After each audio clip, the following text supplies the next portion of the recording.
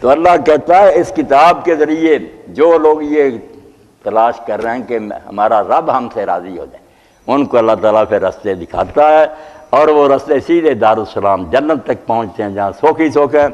ان کو اندھیروں سے نکالتا، طرح طرح کے اندھیرے دنیا پھنسی ہوئی، ان کو روشنی کی طرف لاتا، مگر یہ سب بے اذنی ہی ہوتا، اس کے حکم سے ہوتا۔ وہ فیصلہ کرتا پوری طرح کی یہ ہدایت کے قابل ہے، یعنی یہ جاتا نا بے اذنی۔ اب جس کو اللہ تعالیٰ پاتا ہے کہ یہ حق کا طالب ہے، واقعی تلاش کر رہا، اس کو نکال لاتا ہے، خواہ وہ چین میں ہو یا امریکہ میں، ہدایت آ جاتی۔ جو نہیں چاہتے، جن کو اللہ کہتا ہے وما یضل بہ الا الفاسقین، اگر کوئی بدکار رہنا چاہتا اللہ تعالیٰ خواہ مخواہ اس کو ہدایت دے۔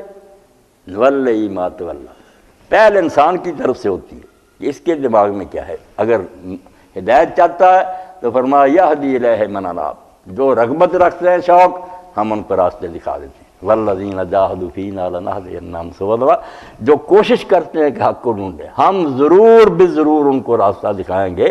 یہ تو ظلم ہے کہ میرے گھر آنا چاہتا میں راستہ نہ دکھاؤں، مگر جو بھٹکنا چاہتے ہیں نولی من تولی، میں جبر نہیں پھر کرتا، اگر وہ دفع ہونا چاہتے ہیں تو جدھر جانا چاہتے ہیں میں چھوڑ دیتا ہوں۔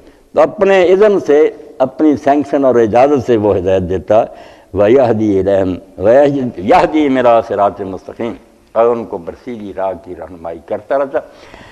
تھانوی صاحب رحمۃ اللہ نے ترجمہ کیا کہ ان کو سیدھی راہ پر چلاتا رہتا ہے۔ یہ ترجمہ ٹھیک ہے، مگر چلاتا رہتا بات نہیں بنتی۔ جہاں جہاں قرآن مجید میں چلاتا آتا نا، یہ نقطہ یاد رکھو، وہاں الہ نہیں ہوتا۔ جیسے پریپوزیشنیں ہوتی ہیں نا، کہ پوٹ out, pot on, pot of, ان سے معنی بدلتے ہیں۔ جہاں صرف سیدھا راہ دکھانا ہے قدم قدم پر، وہاں الہ ہے۔ اہدنا الصراط المستقیم میں بھی الہ نہیں، وہاں معنی یہی ہے کہ ہمیں سیدھی راہ پر قائم رکھ۔ وہاں ہم کریں سیدھی راہ دکھا تو نہیں، سیدھی راہ دکھانا ہوتا پھر یہاں کی طرح ہوتا اہدنا الی الصراط المستقیم، سیدھے راستے کی طرف ہماری رہنمائی کر۔ رسول اللہ صلی اللہ علیہ وسلم کے بارے میں پادری حضرات کہتے ہیں سورہ فتح میں آیا وَیَہْدِیَکَ صِرَاطًا مُسْتَقِیمًا، وہاں بھی الہ نہیں ہے۔ یہ ترجمہ جو بعد ترجمے ہو جاتا ہے تجھ کو سیدھی راہ دکھائے گا، وہ کہتے ہیں آپ کے نبی کو بھی سیدھی راہ دکھائی نہیں۔ یہ سیدھی راہ دکھانے والی نہیں ہوتی بات، سیدھی راہ پر چلاتے رہنا اور اس پر قائم رہنا اور آخر تک پہنچانا، یہ مرحلے ہوتے ہیں۔ بہت اعلیٰ یہ معاملہ ہوتا ہے کہ اللہ تعالیٰ پہ ایسے لوگوں کا ہاتھ پکڑ لیتا ہے، ان کو سیدھی راہ پر چلاتا جاتا ہے اور قائم رکھتا ہے، اور وہ آخر تک ہو جاتے ہیں، ایصال الی المطلوب تک، جب تک وہ اپنی منزل کو نہیں پہنچتے اللہ ان کا ساتھ نہیں چھوڑتا۔ یہ ہوتا بغیر الہ کے۔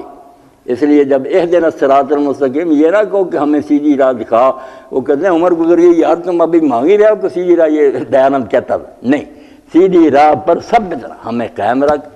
دین ہمیں نصیب ہو گیا مگر قدم نہ اکھڑ رہے ہیں، بڑے بڑے عالم دہریے ہو گئے، مرتد ہو گئے، ہمیں اس پر قائم رکھنا، اس پر چلاتے رہنا، اور چلاتے چاہتے پھر جیسے قرآن پاک میں آخر میں آتا ہے کہ ہم پھر لوگوں کو راستہ دکھائیں گے جنت کا، وہاں پہنچا دیں گے، اور وہاں پہنچ کر پھر جنتی کہیں گے، جب بستروں پر لیٹ جائیں گے، کمرے کھول لیں گے، سفر ختم ہو گیا، الحمدللہ الذی ہدانا لہذا، شکر ہے اس اللہ کا جس نے ہمیں ہدایت پر چلاتے چلاتے یہاں پہنچایا۔ وما كنا لنهتدي لولا ان هدانا اللہ، اور اللہ تعالیٰ اگر ہمیں ہدایت پر قائم نہ رکھتا تو ہم کہاں یہاں پہنچ سکتے تھے۔ شکریہ ادا کریں گے، اور ادھر اللہ کی طرف سے نوازش ہوگی۔ ابن قیم لکھتے ہیں کیسا مزیدار منظر، بندے کہہ رہے ہیں تیری مہربانی سے پہنچے، اللہ کہتا ہے جزاء بما کنتم تعملون، جو تم کرتے رہے ہو اس کا ہے نا ہماری حوصلہ افزائی بھی، ورنہ کرنا ہم نے کیا، وہی بناتا ہے، تندرست رکھتا ہے، دین سکھاتا ہے، توفیق دیتا ہے، مگر کہتا ہے شاباش تم نے کیا، تمہارے کیے کا نام۔ یہ بندوں کی نا بندہ نوازی ہے کہ اللہ پاک ان کی قدر بڑھاتا ہے، ورنہ بات وہی تھی جو جنتیوں نے کہی کہ اگر تو رہنمائی نہ کرتا، کتنے ساتھی بچھڑ گئے، جہنم میں چلے گئے۔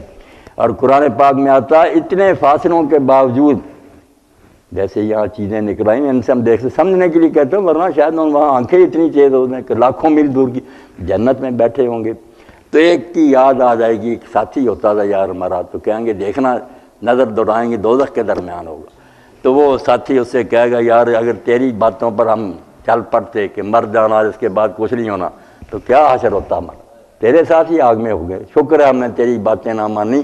تو یہ سارے مناظر جو نا نور کے ذریعے، قرآن آپ بھی اگر اس پر غور کریں تو ظاہر بنفسی، کسی دلیل کی ضرورت نہیں، روشنی خود ہی بتاتی ہے کہ یہ روشنی، یہ اپنا سچا ہونا خود ثابت کرتا۔ وہ مضرت غیر ہی باقی لوگوں کے لیے یہ ساری باتیں پھر ان کو کلیئر کرتا۔ یہ اللہ کا بہت بڑا احسان ہے، کتاب آئی، اللہ کے رسول علیہ السلام آئے، اور ان دونوں سے اسرائیل صاحب نے ایک موقع پر بہت پیاری بات کہی ہے کہ ایک آنکھ سے بھی کام تو چل جاتا، اور کئی بیچارے جن کی ایک چلاتے ہیں کام مگر وہ پورا نور نہیں، دو ہو جائے نا پھر نعمت مکمل ہے۔ اسی طرح کتاب صرف ہوتی یا رسول صرف ہوتا پھر بھی کچھ کام چلتا مگر ادھورا ہوتا۔ اللہ تعالیٰ نے اس پر بس نہ کی کہ ایک آنکھ نو دو دے دی، ایک کتاب دے دی اور ایک اس کے ساتھ ہر زمانے میں رسول دے دیا علیہ السلام۔ ان دونوں سے مل کر روشنی نور علی نور ہوگی، اتنی روشنی ہوگی کہ اب بہانہ کسی کا نہیں رہا۔ اب جو پھسلے گا نا وہ اللہ کو الزام نہیں دے سکتا کہ اتنی روشنی میں نے پیدا کر لی پھر بھی ٹھوکریں کھاتے رہے، پھر اپنے پر ہی روئیں گے اور اللہ کہے گا اپنی جان کو رو، مجھ پر تم الزام نہیں رکھ سکتے۔ تو یہاں کتاب اور رسول اللہ کی شان بھی بیان ہوگی کہ اپنے آپ میں بھی دلیل ہیں، ان کو تم سمجھ رہو نا اس سے پتہ چلتا سچے ہے۔